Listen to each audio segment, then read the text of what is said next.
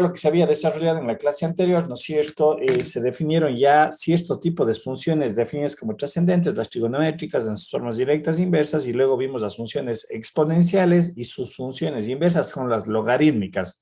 Eh, es muy relativo decir cuál es la función directa o cuál es la función inversa, en realidad, porque sabemos que dependiendo de en qué lado de la vereda estoy, yo le veo a la función. Bueno, sin embargo, esta es una gráfica que habíamos mencionado que me representa justamente esta idea geométrica de la simetría. Lo que está en rojo nos representa la función o la forma exponencial, ¿no es cierto?, en a elevado a la x o e a la x, que recuerden, habíamos mencionado el e a la x es una característica, una función definida por un valor numérico que se obtiene matemáticamente o que un matemático mucho tiempo atrás lo determinó. Creo que habíamos colocado cuál era la relación que me permite encontrar el famoso número neperiano, pero en esencia es la forma exponencial. Y tenemos lo que está en azul, la forma logarítmica, ¿no es cierto? Su inversa, sea en una base determinada, en base 10, o también el logaritmo natural, que debemos recordar que ese logaritmo es en base e, ¿sí? En el número neperiano, y habíamos mencionado, como se puede observar aquí en la presentación, las respectivas relaciones, ¿no? La forma exponencial con una forma logarítmica de acuerdo a una base y la forma logaritmo natural con la forma exponencial. ¿Sí? Estamos. Preguntas, chicos. ¿Alguna duda? Bien, rápidamente vamos a revisar las formas hiperbólicas. Ya tengo un poco eso ya desarrollado, por ahí me colaboró un compañero. Las estructuras más generales, ¿no? De las funciones hiperbólicas, lo más relevante. En realidad, las formas hiperbólicas son funciones que están asociadas a las formas exponenciales. Un poco aquí tenemos detallado su estructura matemática, descritas de esta manera, pero también son expresadas matemáticamente como las formas de e a la x menos e a la menos x sobre 2. Esa es la estructura en la cual yo puedo manejar las funciones hiperbólicas. Son funciones que están definidas en todo el dominio, ¿no es cierto?, que le pertenece a la recta numérica, ¿no es cierto?, en el caso de su rango, son el conjunto de los números reales, ¿no es cierto?, también es a lo largo de la recta numérica. Aquí se puede apreciar cómo es la construcción de la función seno. Si nosotros verificamos, podemos ver que la función e a la x es la que está aquí representada, e a la x, y la que está aquí abajo es la función menos e a la menos x. Mucho cuidado. Aquí tenemos el menos x en la potencia y el signo menos, que lo que hace es darle la vuelta a la función. No se me confundirán, no estoy diciendo que es esta función. Recuerden cuando habíamos analizado. Esta es e a la menos x. Si a esta yo le agrego el signo negativo, es evidente que la función debería de tener este comportamiento así, ¿sí? Que es el que un poquito está expresado en la gráfica. Y obviamente divido para 2, y lo que se alcanza a ver en color turquesa, no sé si se alcanza a ver, esa es la que me representa la función exponencial. Perdón, la función seno hiperbólico de x. Entre las características trascendentales de la función, también, o de las propiedades de la función seno hiperbólico, es que es una función simétrica al origen. Perdón, aquí debería de ser menos, ¿sí? Si nosotros hacemos el concepto de la simetría, ya le voy a arreglar, aquí debe de ser el seno hiperbólico de menos x es igual al menos seno hiperbólico de x, por lo tanto es simétrica al origen, dentro de las características más importantes. En el caso del coseno hiperbólico, a diferencia del seno, aquí la operación es una suma, ¿sí? Y aquí nuevamente podemos observar, esta es la función e a la x, y la de acá le corresponde e a la menos x, ¿sí? Pero lo que está aquí en verde, lo que se alcanza a ver, es la representación del coseno hiperbólico. Cuidado, la forma me daría la idea de que es una parábola, pero hay que tener mucho cuidado, chicos, porque a veces estos pequeños errores me pueden dar malas interpretaciones. Si aquí yo aplico el criterio del sistema, de la simetría de una función. En este caso, esta función es par, ¿sí? Es par, es decir, simétrica al eje Y. Esta función coseno hiperbólico de X, la forma. Recuerden lo que había mencionado, un poco reiterando, estas son funciones con posición. Todas las que estamos viendo son funciones con posición. Es decir, que en algún momento yo tengo coseno de raíz de X más 2, ojo, coseno hiperbólico. De hecho, esta ya no va a ser una función simétrica, tengan la plena seguridad. Ya va a tener otras connotaciones, pero tener presente que esta es una función con posición, ¿sí? Dentro de lo que es la función coseno hiperbólica se puede describir lo que se conoce como la catenaria. Es la forma en la que tiene la curva, ¿sí? Esto se conoce como la catenaria gráficamente, ¿sí? La forma que tiene. Y es utilizado en algunos campos muy puntualmente. Les voy a poner un ejemplo, por ejemplo, en la ingeniería. No sé si ustedes han visto en los cables que cuelgan de los postes de la energía de luz, ¿sí? Hay unos que son unas torres enormes, no sé si es que alguien alguna vez se ha fijado en la carretera, son unas torres enormes metálicas y los cables tienden de loma a loma. Entonces ahí un poquito se utiliza este concepto de la catenaria porque permite calcular ciertas características de fuerza, de tensión, del esfuerzo al cual está sujeto el cable y obviamente lo que me quiere decir qué tan pandeado está, cómo se describe el cable, ¿sí? Si está muy bajo, si no está muy alto. Les doy una aplicación, pero eso no quita que se pueda aplicar en un modelo. Y reitero, el coseno hiperbólico a través de una expresión de formas exponenciales es la que está aquí descrita. La tangente, como ven ustedes, tiene un concepto muy general al visto en las funciones trigonométricas tangente de X, que es seno de hiperbólico sobre coseno hiperbólico. Ustedes pueden ver esa similitud, pero no es lo mismo. Mucho cuidado. Vale hacer aquí una aclaración. Cuando yo decía seno de alfa, ¿esto qué es? Recuerden que creo, sí recuerdo haber mencionado. ¿Qué es el alfa? ¿Qué me representa el alfa? En las funciones trigonométricas. El ángulo. Es un ángulo, correcto, es un ángulo. Acá, mucho cuidado. Este argumento de aquí de las funciones trigonométricas en general, en el seno, en el coseno, en la tangente, no me representa un ángulo. Mucho cuidado, saber discernir eso, porque a veces se comete ese error. Y de hecho, al igual que en las funciones trigonométricas, que tenemos bastantes identidades trigonométricas, en las hiperbólicas también hay algunas, y algunas muy parecidas a las formas trigonométricas. Pero, como digo, mucho cuidado en el momento de aplicar.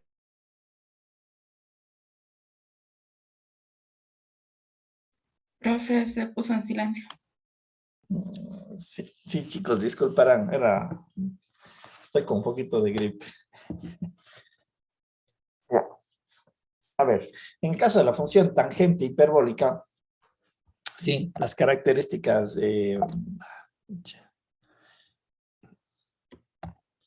más importantes, ¿no es cierto? Eh, o más bien, aquí, ¿cuál es el análisis que se hace? Si nosotros observamos en el denominador el coseno hiperbólico de X, dada la forma que es e a la X más e a la menos X sobre 2, pero recuerden que el factor 2 va a desaparecer por cuestiones de quebrados, pero sin embargo, lo que está en el denominador, nosotros podemos observar que nunca se va a hacer cero. Nunca se va a hacer cero. Para ningún valor de X. ¿Sí? Recuerden que esa era una de las características de la forma e a la X o la forma exponencial, ¿sí? Este nunca toma el valor de cero, ¿sí? Por más que X sea igual a cero, etcétera, por más grande que sea el X, por más grande negativamente que sea, recuerden que sea una de las características. Y en este caso tenemos una suma, ¿sí? Arriba sí se hace cero, porque en algún punto estas dos cantidades pueden ser iguales. Y de hecho es igual en qué valor, en X igual a 0. Aquí me va a dar 1 menos 1, voy a tener 0 dividido para 2, me daría el resultado y es este punto que me representa. Aquí nosotros podemos observar la gráfica de la función tangente hiperbólica que tiene, como digo, ciertas características. Su dominio es todos los valores del conjunto de los números reales, su rango va desde menos 1 a 1, pero en intervalo abierto. Ojo, estas curvas, como nosotros podemos observar, no cortan esta recta ni la de acá. Que bueno, aquí un poquito ya le definimos con un nombre que se caracteriza cuando vemos los límites, que son las famosas asíntotas, ¿sí? Pero eso ya más adelante lo analizaremos. La cotangente hiperbólica, saben que es la recíproca de la tangente, no es la inversa, vuelvo a reiterar, lo cual implica que yo voy a tener coseno sobre seno. Aquí vuelta es diferente si nosotros analizamos lo que yo decía, en este caso ahora es un denominador con signo negativo en el resultado de los exponentes, sea la x menos e a la menos x. Aquí en alguna condición sí se va a dar 0, ¿sí? Entonces, obviamente aquí el dominio va a ser toda la recta numérica menos el valor numérico 0, ¿sí? Cuando x se haga 0, para esta forma matemática, mucho cuidado chicos, coseno hiperbólico de x, o perdón, cotangente hiperbólica de x, pero si yo tengo cotangente hiperbólica de raíz de x, ¿cuál sería el dominio de esa función? Quiero poner un ejemplo rápidamente. ¿Cuál sería el dominio de esa función? ¿Quién me dice? Raíz de x. ¿Cuál debería ser? De 0 más ¿Perdón? infinito. De 0 ¿Perdón? más infinito. De 0 a más infinito, es decir, debe de tomar valores positivos. Es más, con 0 abierto, por esta condición matemática, que no puede tomar valores de 0, ¿sí? Entonces, obviamente, recuerden, ¿por qué hago estas aclaraciones? Porque alguien puede decir, profe, usted me dijo que la cotangente de raíz de x es esto. No, aquí tengo que analizar una función dentro de otra función. No se olviden esa parte, ¿sí? Y la función que está dentro, o el argumento de la cotangente hiperbólica para ese ejercicio que acabo de colocar, es raíz de x. Y nosotros sabemos que por regla matemática, las raíces pares, su valor tiene que ser mayor o igual a 0. Pero, como hablamos de la cotangente, se excluye el 0, ¿sí? Tenerlo presente. En el caso que tenemos aquí descrito, es una función simétrica al origen, ¿sí? Aquí me parece que debería, vamos a ver, sí, aquí debe ser menos. No sé por qué no se le ha colocado, sería menos cotangente. Para poder entender el concepto de la simetría, ¿sí? Es simétrica al origen. Bien. El rango está en, el rango vendría a ser desde menos 1 a 1, es lo mismo que está expresado acá, sería todo, perdón, todo el conjunto de los números reales, sería, no, aquí estamos mal, perdón.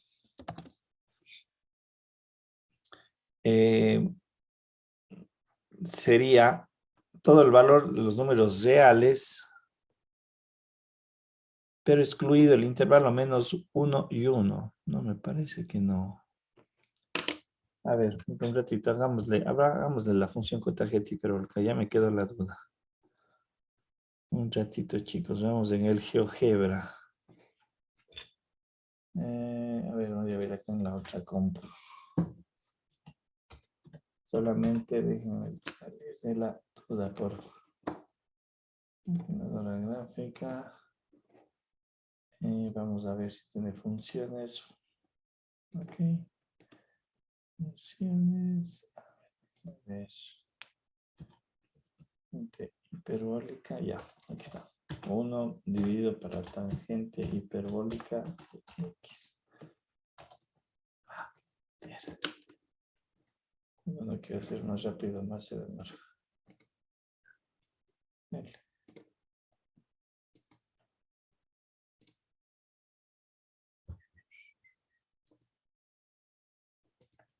¿Cómo le hago aquí?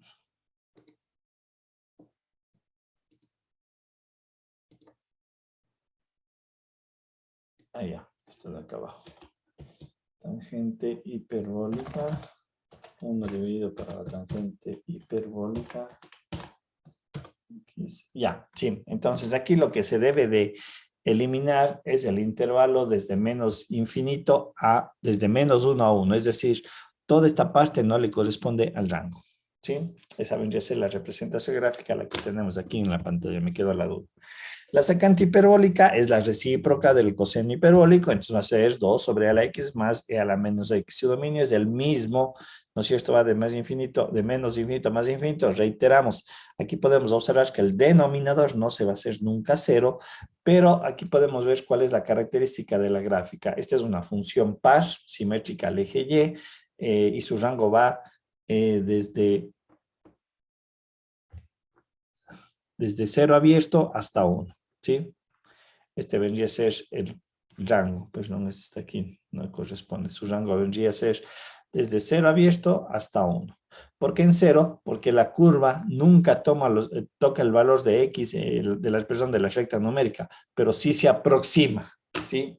Lo más cercano posible en el momento que tome valores mayores, o más infinitos o menos infinitos, ¿sí?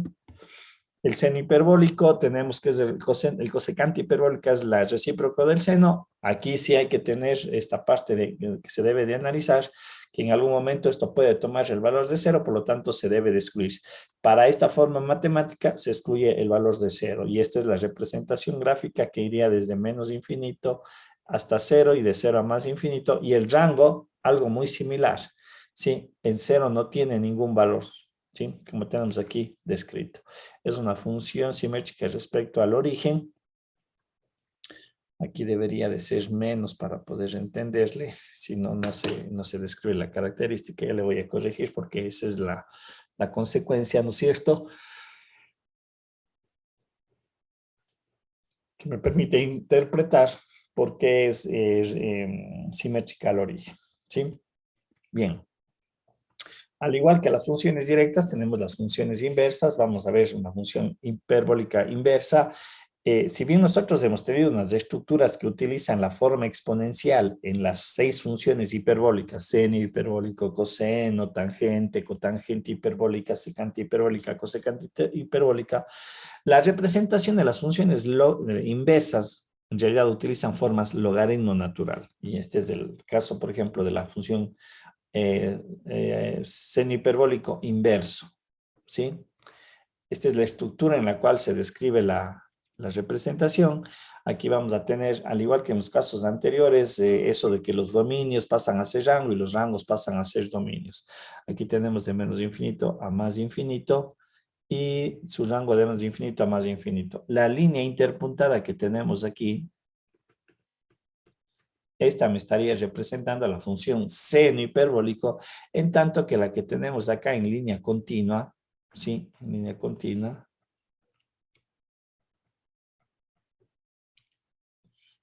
En línea continua, lo que me representa es el arco seno hiperbólico, ¿sí? Se cumple la misma condición geométrica. Hay la simetría entre las dos funciones y obviamente las representaciones. Acá tenemos el coseno hiperbólico. Recuerden que si nosotros analizábamos el coseno hiperbólico, decíamos, ¿el coseno hiperbólico es inyectivo o no es inyectivo? Es la gráfica que está en verde, ¿no? Eso no es inyectivo. Chicos. No, profe. No, no es cierto. Entonces, desde ese punto de vista y en todo su dominio, esta función no podría tener una inversa. Sin embargo, lo que se hace es considerar, como pueden ver aquí en la gráfica, hemos tomado solamente una parte del intervalo. Esta es la función coseno hiperbólico. Y acá a continuación tenemos su respectiva inversa que es expresada mediante esta relación algebraica, ¿sí? Donde se ven ya las características de dominio y rango, pero obviamente se entendería que las dos son inversas. Lo mismo podemos apreciar, ¿no es cierto?, en la tangente hiperbólica, en este caso el arco tangente hiperbólica. Recuerden que aquí teníamos la función directa, la tangente hiperbólica, y lo que está en línea continua me representaría su inversa. Y obviamente la connotación que se da en cuanto a sus intervalos de dominio y rango, cómo se modifican, que es algo que ya hemos visto en las otras funciones. ¿Estamos? Un poquito aquí en un resumen de las funciones hiperbólicas también, de sus características y sus expresiones, cómo estarían definidas, ¿no? El coseno hiperbólico, vamos a ver.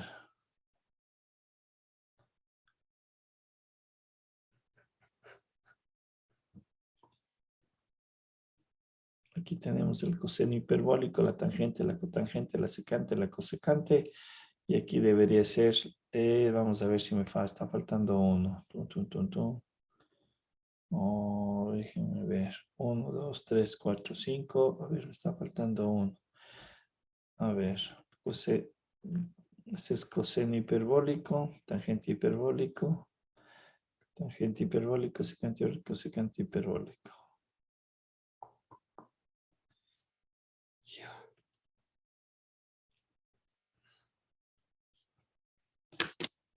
Déjenme ver aquí, me parece que le he colocado mal seno hiperbólico aquí me está faltando solamente colocar el seno hiperbólico aquí, ya le voy a corregir la tabla.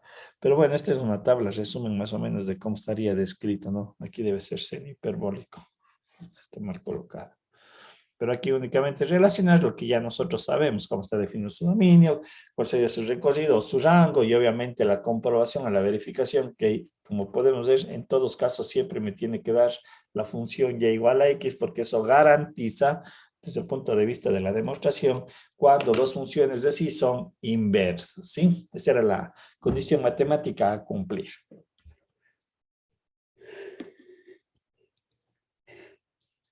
Como digo, a grosso modo, las características fundamentales de las funciones hiperbólicas y lo que les mencionaba, ¿no? Tendrán pendiente o tendrán presente que, al igual que las funciones trigonométricas, también hay unas ciertas identidades.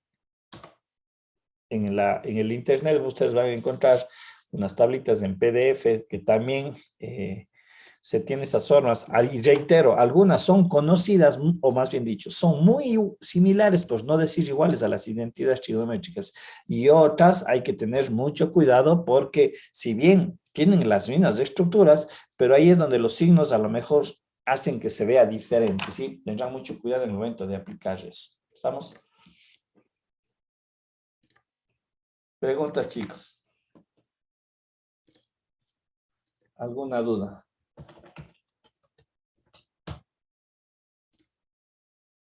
¿Alguna consulta? Bien. Dicho eso, vamos ya para ir cerrando este capítulo. ¿Para qué hemos visto tantas cosas referentes a las funciones? Porque hemos visto las inecuaciones, las ecuaciones, las funciones y sus estructuras algebraicas y sus características más importantes, las operaciones entre las funciones, la función composición, las funciones mixtas, las funciones especiales, las funciones trascendentales. En realidad, la aplicación de estos conceptos de funciones va dirigido a la construcción de modelos matemáticos. Es ahí donde nosotros vamos a requerir toda esa información que hemos desarrollado, porque ahí es donde yo plasmo efectivamente un problema que es de estructura literal o gramatical, pero yo lo tengo que transcribir a relaciones, a ecuaciones, ¿no es cierto? Entonces, aquí nosotros hablamos de los modelos matemáticos, que es que el conjunto de operaciones y símbolos, porque en esencia es eso. ¿Sí? Nuestros números, sí, nosotros tenemos un concepto muy general del número, le entendemos que son cantidades, pero en esencia es un símbolo, el número 1 es un símbolo, el número 2 es otro símbolo, y obviamente las operaciones que requieren esta notación matemática me representa el enlace, ¿no es cierto?, entre una suma, una resta, una multiplicación, una división. Lo que yo transcribo es, vuelvo a reiterar, esta estructura gramatical del problema que yo puedo entenderle literalmente, ¿sí?, a una forma matemática, un lenguaje matemático, una relación analítica. Esto es lo que me representa el modelo matemático. En ello yo conjugo todos estos elementos, definiendo las características o constantes, y obviamente comienzo a hacer también lo que en algún momento creo había mencionado, el sesgo. ¿Qué hago? O sea, ¿qué características tiene que tener esta constante? Tiene que ser positiva, tiene que ser negativa, va a estar limitada, va de tal valor a tal valor. De hecho, en el momento que yo hago mi planteamiento de mi modelo matemático y aparece en este criterio de la variable dependiente y de la variable independiente, inclusive la variable independiente yo la tengo que sesgar porque en muchos casos no me abarca para todo el dominio. Si es verdad, nosotros en esta función decíamos, el dominio va desde menos infinito a más infinito. Eso es lo geométrico, lo matemático, ¿sí? Pero en realidad, en el modelo en el momento que uno hace un modelo, hasta el dominio debe de estar restringido, ¿sí? Obviamente, lo que describía, ¿no es cierto? Aquí nosotros plasmamos toda una estructura gramatical a una relación que sea de entendimiento general. en donde yo voy a representar las constantes, la variable, las operaciones, las funciones que estoy utilizando, que yo creo se acomodan a mi modelo, ¿sí? Expresado en forma de función, como podemos ver en esta representación gráfica. Un problema nosotros debemos de determinar o podemos traducir en 3 etapas. Yo siempre digo esto, en realidad la parte más compleja para resolver un problema es la determinación del modelo. Porque reitero, ahí yo tengo que identificar y caracterizar las variables. Entonces, esto es la traducción del problema a términos matemáticos. Ya vamos a ver un ejemplo más adelante. Entonces, yo tengo que identificar qué son constantes, qué son variables, y obviamente para poder enlazarles, ¿no es cierto?, a través de esta segunda parte que vendría a ser la definición de operaciones. ¿Por qué una suma? ¿Por qué una multiplicación? ¿Por qué una división? ¿Por qué una multiplicación o división? ¿O por qué una forma de radicación o de exponente? ¿No es cierto? Entonces, obviamente, ahí tenemos que hacer un uso adecuado de las funciones. Recuerden lo que habíamos mencionado de la forma exponencial. Dentro de ciertas áreas, la forma exponencial tiene ciertas características, o sea, que me dicen muy bien, debido al crecimiento de bacterias, la forma exponencial me va a dar esa característica final que yo quiero proyectar, ¿sí?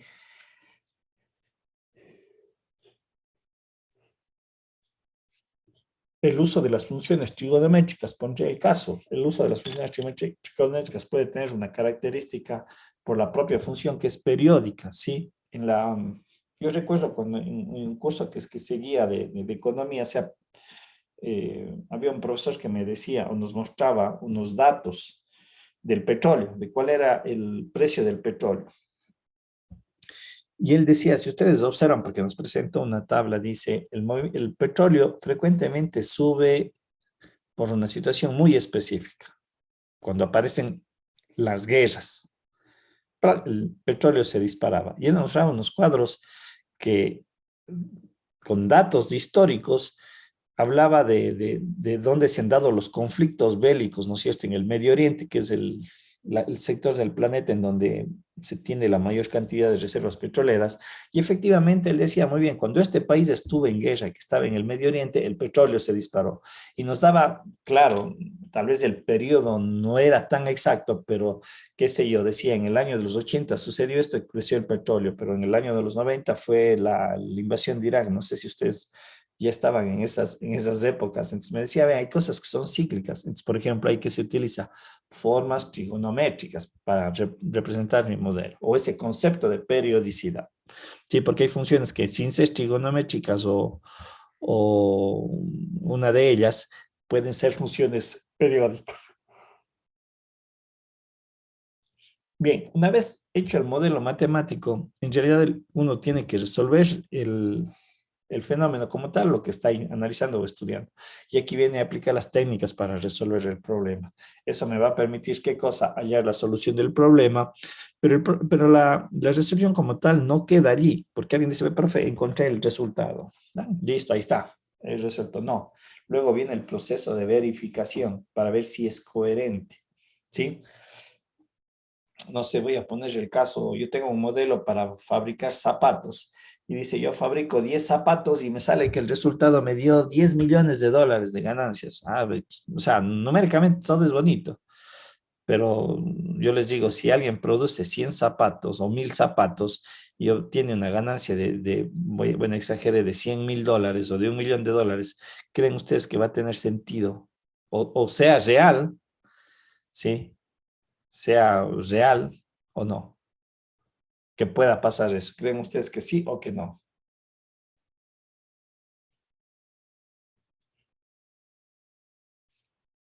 ¿Qué dicen, chicos, ustedes?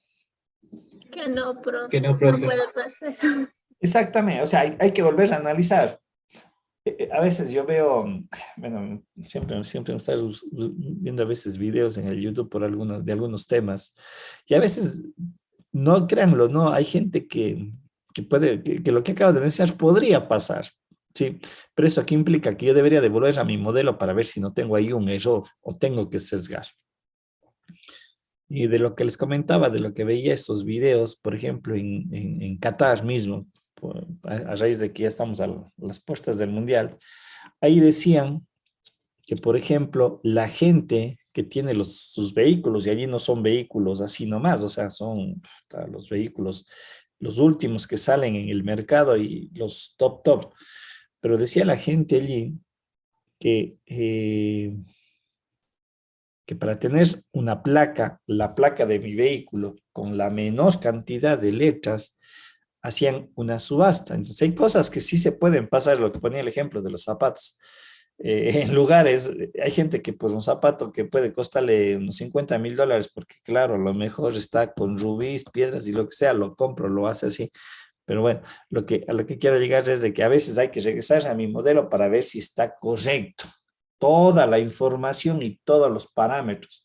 Claro está, si yo digo, mis zapatos van a ser vendidos en la feria libre, pucha, con seguridad algo estamos haciendo mal. Y a lo mejor tengo que sesgar, a lo mejor tengo que volver a reestructurar mi modelo matemático, a lo mejor debo de quitar constantes que para el análisis o para el desarrollo de mi modelo matemático no corresponde. ¿Sí? Entonces, la verificación de la solución es bien importante.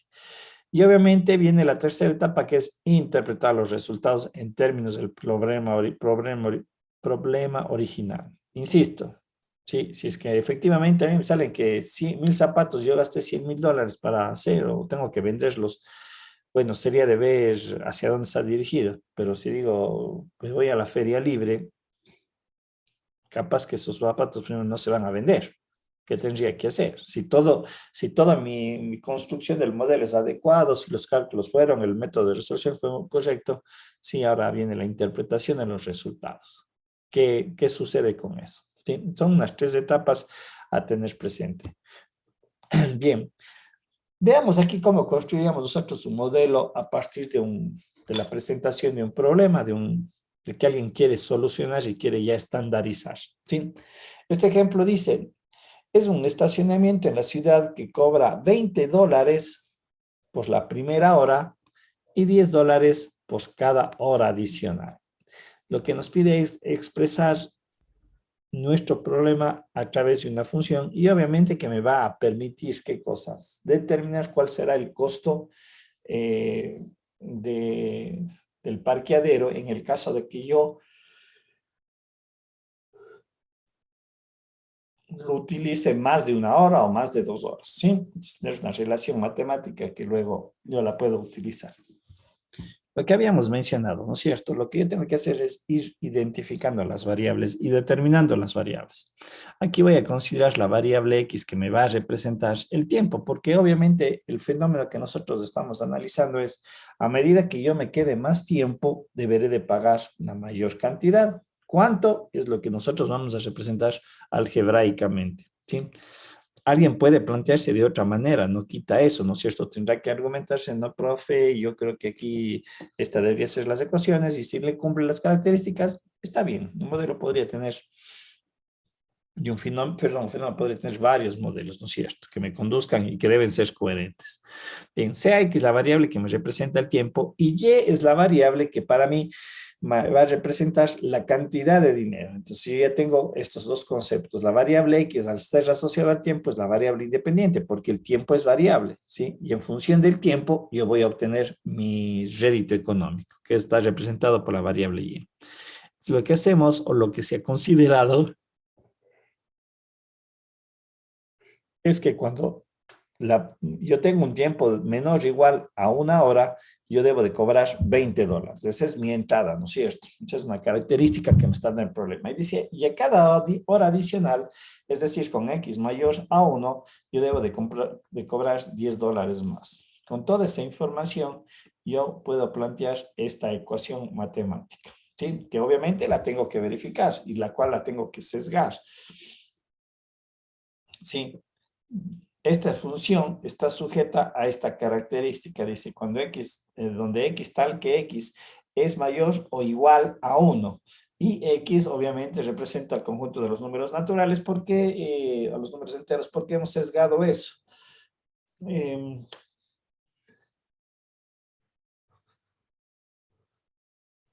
Creo que la gran mayoría, por no decir todos, en algún momento nos hemos ido a un parqueadero, ¿sí? ya de pronto tenía que hacer una gestión, tenía que dejar un paquete al frente de cierto local o en cierto local.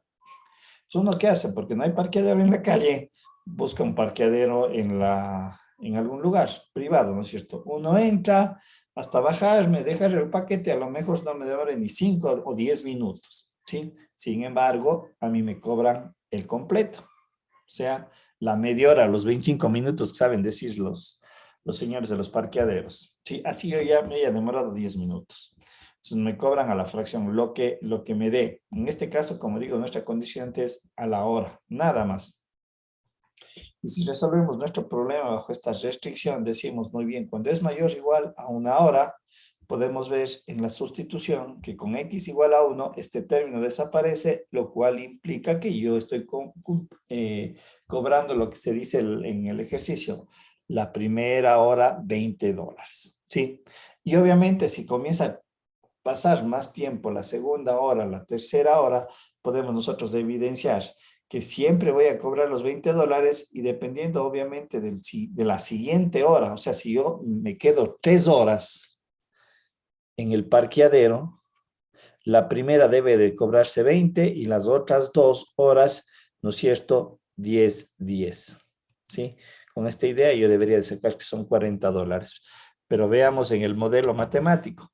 Si x es igual a 3, y haciendo la sustitución de 3, vamos a tener que es 20 más 10, que multiplica 3 menos 2, 1, y como resultado final, cumple con el problema o el modelo matemático cumple con el problema, ¿sí? Entonces yo ya puedo representar, en el caso de que alguien se me quede unas 10 horas, unas 20 horas, ya estoy como exagerando, yo ya puedo con esta expresión algebraica de definir cuánto me tiene que pagar, ¿sí? Y aquí podemos ver nosotros la representación de esto. En realidad, si nosotros le vemos matemáticamente, esta es una recta, ¿sí?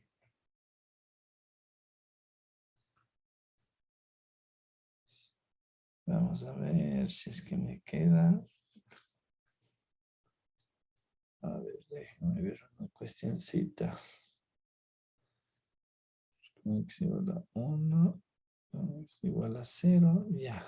Es una recta así. Ah, a ver si es que puedo trazar una rectita solamente esto.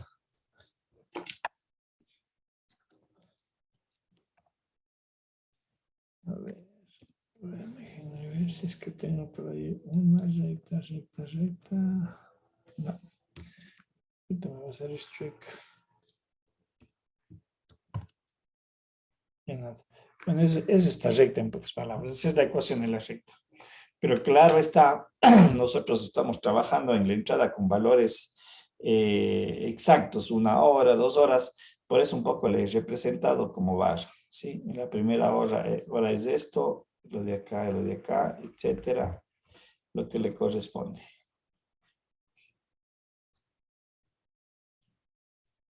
¿Sí? Entonces, esta es una de las análisis que yo tengo que, o más bien uno de los conceptos que debo entender, el por qué hemos visto las funciones, porque al fin y al cabo nosotros vamos a poder aplicar estas representaciones matemáticas, ¿no es cierto?, para los modelos matemáticos.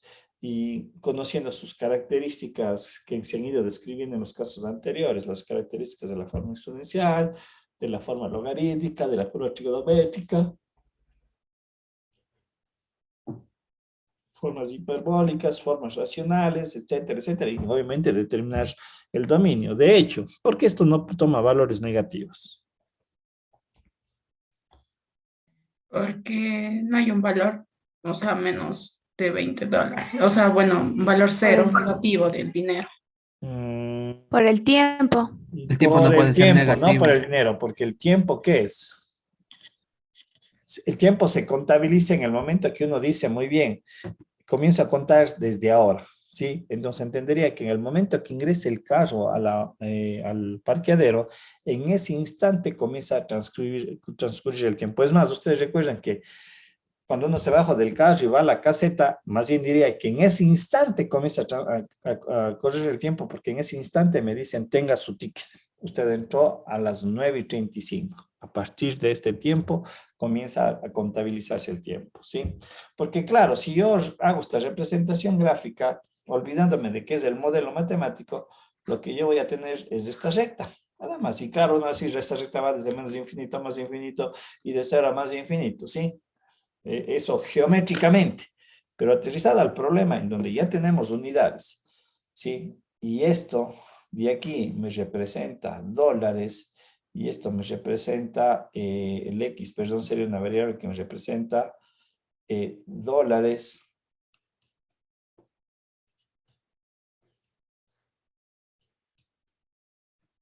Una variable dólares tiempo.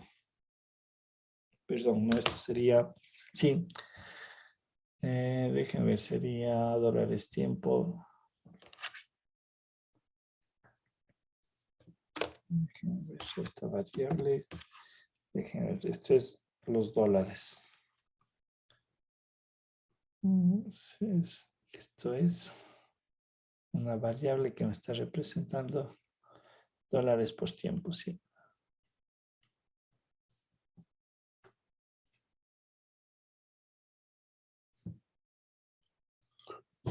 ¿Estamos? Eso vendría a ser.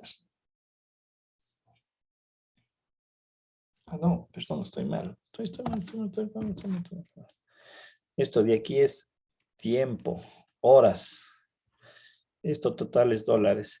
Esta es una constante que me estaría definiendo $10 por una hora. Esta es esta constante. ¿Sí? Eso me representaría la constante 10 porque me dice, pasado una hora, pasado la primera hora le cobro $20. Eso es fijo, esos 20 son $20. Pero dice, pasada la segunda y la tercera hora, por las siguientes horas les voy a cobrar una hora $10 adicionales. Es una constante de $10 hora. Y lo que es X es el tiempo que estaría en horas. Para que se simplifiquen las unidades y me quede toda la relación en dólares. ¿Sí?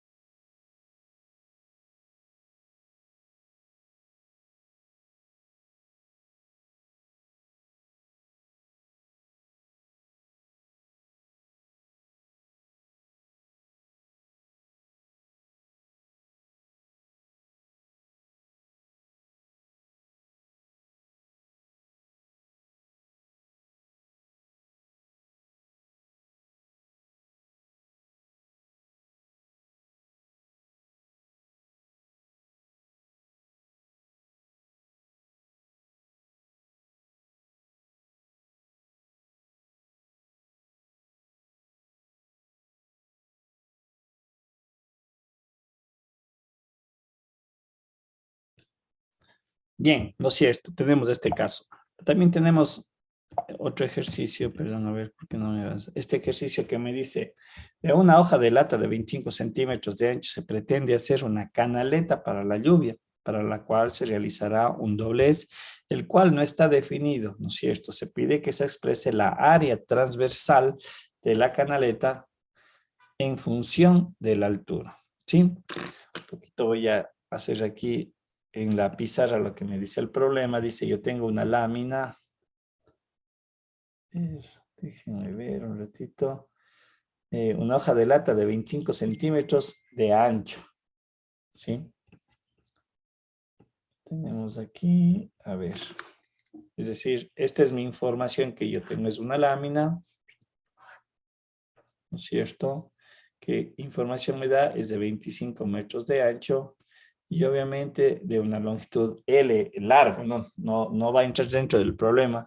Y lo que me pide que se haga es, me parece, construyamos con esta, ya,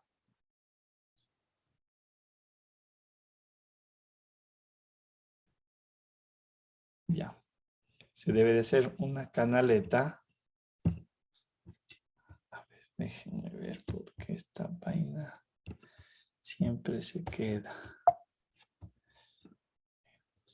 A ver, ahí creo que se soluciona el problema. Ya. Y lo que yo tengo que hacer, según me dice el problema, tengo que hacer una canaleta de esta forma. Ahora, aquí la pregunta es, o surge, ¿cómo tengo que hacer el doblez? Porque yo podría hacer una canaleta de con este mismo ancho, de diferentes características geométricas. Podría ser una canaleta así, podría ser una canaleta así. Estamos, de la cual yo podría definir. Pero obviamente, todo este largo de la canaleta debe de cumplir con los 25 centímetros, 25 unidades de medida que tenemos. La pregunta es, o por lo menos tengo que representar esta relación del doblez. ¿En dónde hago el doblez? ¿Cómo lo puedo definir? Para luego, mediante otras consideraciones, definir, yo quiero una canaleta que sea de esta forma, quiero que sea de esta forma o sea de esta forma. ¿Sí? Bien, aquí, ¿qué es lo que podemos nosotros, en el momento de definir el doblez, qué podemos establecer? Este doblez de aquí tendría que ser igual al de acá, para mantener una característica similar de la canaleta, para que sea, si es verdad, se puede observar en todos los casos, lo que yo tengo es un rectángulo, ojo, yo no estoy poniendo tapa en la canaleta, solamente le doy el doblez de eso, ¿no es cierto? Entonces, esta cantidad, para mí, es igual a la de acá, tiene que ser igual, ¿sí? Y si ustedes observan, en cada uno de los casos, yo puedo decir, aquí yo tengo encerrado una área 1, una área 2, una área 3. Y nosotros recordemos que el área de un rectángulo es igual a base por altura, ¿sí? Y si nosotros observamos, yo puedo definir que estas relaciones de aquí vienen a ser X, y a esta le puedo definir como Y, solamente desde esta porción que me quedaría de la canaleta. Entonces podría escribir la siguiente relación, que los 25, el ancho de la canaleta va a ser igual a 2x más y. ¿Sí? En el momento que hago el doblez, se puede observar que para mí esto representa x y esto representa y. ¿Sí? Por lo tanto, esto también le podría expresar como, sabiendo que x es altura y y es base, le puedo escribir, ¿no es cierto?, x por y. Y obviamente, de esta relación, si yo quiero que se represente en la altura, que es la variable x, de aquí despejo y me quedaría 25 menos 2x. Y si hago la sustitución de esta consideración acá, me queda que la área o la sección que se conoce de la canaleta vendría a ser a x 25 menos 2x. Esta es la ecuación matemática que me permite determinar el área de cualquiera de estas canaletas que yo estoy relacionando, porque ojo, yo no conozco cuánto vale X, pero esto me va a permitir representar el ancho de la canaleta o la sección de la canaleta, como yo haga el doblez, ¿sí? ¿Estamos? Ahora, aquí es un aspecto bien importante. El doblez o cuál es el límite de mi doblez, ¿sí?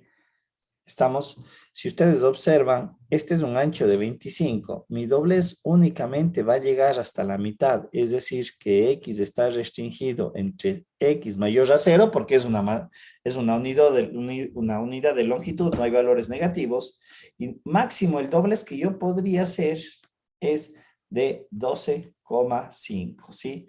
Porque si yo aquí tengo mi lámina, le estoy viendo desde el frente, ¿no es cierto? Y dice que esto vale 25 unidades de medida. Dice alguien, yo voy a hacerle de 10 aquí y 10 acá. A ver, perdón, pongámosle 8 aquí y 8 acá. Sí me permite hacer el doblez. Pero alguien dice, muy bien, yo voy a hacer el doblez de 15. Muy bien, mido de aquí a acá 15. Aquí hago el doblez. Yo no puedo medir de aquí a acá 15 porque ya está hecho un doblez. ¿Sí? Sería imposible. Entonces, obviamente, mi limitante es del 12,5. Que es a lo mucho que yo puedo llegar a hacer el doblez o la variable X. ¿Sí? ¿Se entiende, chicos? Este vendría a ser mi modelo matemático, que si le resuelvo numéricamente, yo podría también obtener esto es igual a 25x menos 25x menos 2x al cuadrado, que matemáticamente o geométricamente esto es una parábola. ¿Sí? Es la ecuación de una parábola. Aquí está representado esa función. Aquí debería de ser 2x. Me falta aquí el 2.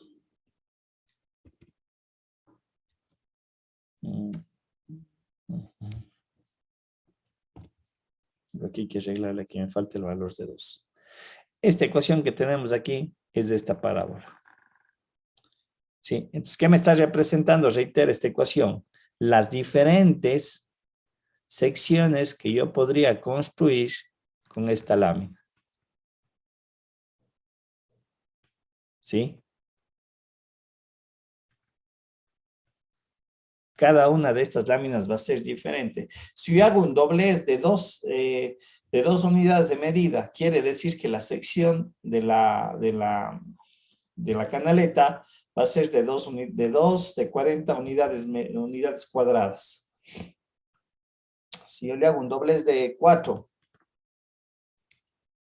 me estaría dando que es más o menos o aproximadamente 70, ¿sí? El área que me envuelve. Luego vamos a ver esta parte matemática de que cuál es el óptimo, porque alguien puede decir, muy bien, yo quiero encontrar justamente en qué valor de X tengo que hacer el doblez, porque yo quiero que la sección de la canaleta abarque la mayor cantidad de área, ¿sí? Sí, lo que se trata en la modelación matemática es justamente alcanzar una habilidad de traducir los aspectos verbales a relaciones algebraicas. En realidad esa es una parte bien compleja. ¿Cuáles son las recomendaciones que se pueden dar? Lo que yo estaba mencionando es que el problema leerlo varias veces para tratar de identificar en todo su contexto la información, determinar características de constantes, tratar de identificar incógnitas, etcétera, ¿sí? Es bien importante esa parte, darle una lectura al problema varias veces, al fenómeno como tal, ¿sí? Aprovechar y hacer un diagrama para identificar, ¿no es cierto?, los elementos, constantes, variables, cómo están relacionados, hacer un tipo mapa mental que me permita luego toda esa información traducirle en relaciones algebraicas. En algunas teorías se sugiere descomponer inclusive el problema en pequeñas partes, o sea, para decir muy bien, estas variables están asociadas en esta parte del ejercicio, veamos, construyamos aquí, de esto voy a tener salidas, se conectan con otros elementos, con otras ecuaciones, y al final de ir haciendo parte por parte, construirle. De hecho, hay una teoría que sugiere eso, que un problema macro, un problema grande, hay que hacerlo de manera pequeña y poco a poco irle ensamblando y llegar al modelo final. ¿Sí? En el camino también es bien importante ir testeando las diferentes etapas del ejercicio, porque como decía hace un momento, a veces se tiene que sesgar la entrada, porque para algunas cantidades sirve un modelo y para otras no, ¿sí? Para poder dejar especificadas. Entonces, de esta manera yo ya voy testeando y obviamente una vez que construyo mi modelo matemático, hacerle la simulación total, obtener los resultados y obviamente analizar los resultados, si son coherentes, si tienen sentido, si están adecuados, porque lo numérico no pasa nada, o sea, una computadora, una calculadora, uno mete datos y la calculadora de la computadora no le va a decir, oiga, está bien o está mal. Ellos lo único que arrojan son los resultados, ¿sí? Eso estaba desarrollando, indicando antes que se vaya el micrófono, chicos. De esta manera terminamos el capítulo 2 y vamos, perdón, el capítulo 3 y vamos a dar inicio al capítulo de que hace referencia a los límites, como habíamos mencionado el día de ayer.